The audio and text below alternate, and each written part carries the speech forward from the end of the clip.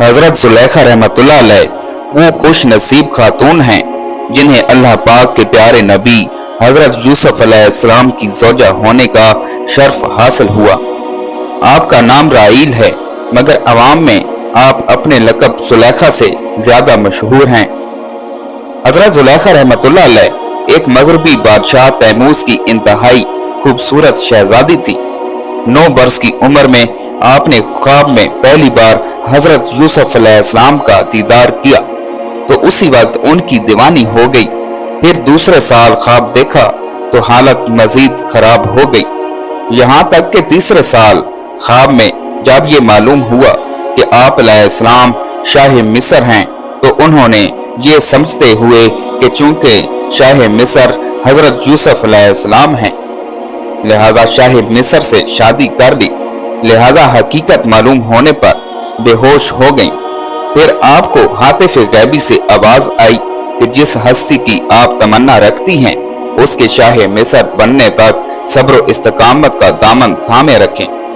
मगर आप चूंकि हजरत यूसुफ अलैहिस्सलाम की हकीकत से बखूबी आगाह थी, न अभी तक ईमान लाई थी, इसलिए जब हजरत यूसुफ अलैहिस्सलाम को देखा तो सब्र ना कर सकी, जिसकी वजह से आपको कई तकालीफ का सामना भी करना पड़ा।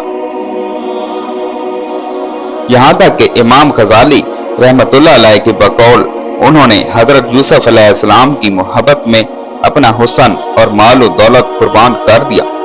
70 ऊंटों के बोझ के बराबर जवाहिर और मोती निसार कर दिए। जब भी कोई ये कहता कि मैंने यूसुफ को देखा है तो वो उसे बेश कीमत हार दे देती, यहाँ तक कि कुछ भी बाकी ना रहा। मगर बाद में जब ईमान ले आई और हजरत यूसुफ अलैहिस्सलाम की ज़ौजियत में दाखिल हुई तो सिवाय इबादत और रियाजत और तवज्जो अल्लाही के कोई काम न रहा। अगर हजरत यूसुफ अलैहिस्सलाम दिन को अपने पास बुलाते तो कहती रात को आऊंगी, और रात को बुलाते तो दिन का वादा करती। आखिर हजरत यूसुफ अलैहिस्सलाम ने जब पूछा कि आप तो मेरी मोहब्बत में दीवानी थी तो अर्ज करने लगी, ये उस वक्त की बात है कि जब मैं मोहब्बत की हकीकत से वाकिफ ना थी। अब चूंकि मुझे हकीकत मालूम हो चुकी है इसलिए अब मेरी मोहब्बत में आपकी शिरकत भी गवारा नहीं। उस पर जब हजरत यूसुफ अलैहिस्सलाम ने फरमाया कि मुझे अल्लाह पाक ने इस बात का हुक्म फरमाया है और ये भी बताया है कि आपके बतन से अल्लाह पाक 2 बेटे पैदा करेगा, तो हजरत जुलेखा रहमतुल्लाह अलैह ने अल्लाह पाक के हुक्म और हिकमत की बिना पर सर झुका दिया। हजरत यूसुफ अलैहिस्सलाम से हजरत जुलेखा रहमतुल्लाह अलैह की शादी का वाकया भी बड़ा अजीब है।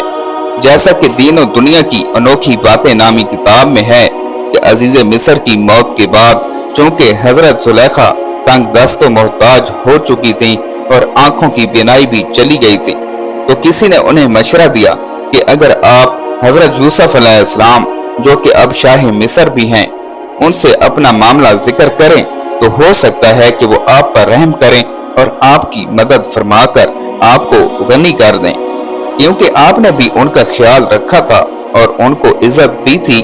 उस पर जब किसी ने उन्हें ये कहा ऐसा ना कीजिएगा, हो सकता है कि उनको आपका वो सलूक याद आ जाए जब आपने उन पर इल्जाम लगाया तो उन्हें काफी तकालीफ का सामना करना पड़ा था, और वो भी आपके साथ वैसा ही करें जैसा आपकी वजह से उनके साथ हुआ। तो फरमाने लगी, मैं उनकी बुर्दबारी और करम नवाजी को जानती हूँ। चुनांचे आप हजरत यूसुफ अलैहिस्सलाम की गुजरगाह में एक टीले पर बैठकर उनका इंतजार करने लगी। जब आप कौम के तकरीबन 1 लाख मुआज़िज़ लोगों और वजीरों मशीरों के साथ निकले और बीबी जुलेखा ने हजरत यूसुफ अलैहिस्सलाम की खुशबू महसूस की तो आप खड़ी हुई